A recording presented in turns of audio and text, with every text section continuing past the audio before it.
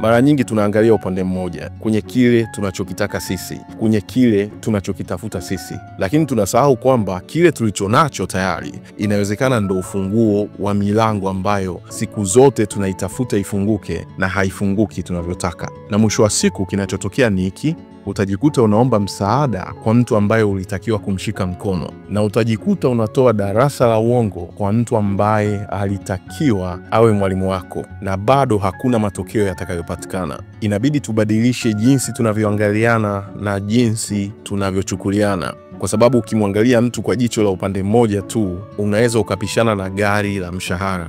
Na usipojipa nafasi ya kukaa kimya na kusikiliza, unaweza ukajikuta unaendelea kuongea tu bila kujua kama unapiga kelele. Tunahitajiana, ndiyo maana hatujakamilika. Na ukishampata wa kukushika mkono, usisahau kupiga hatua moja kwenda mbele kila siku.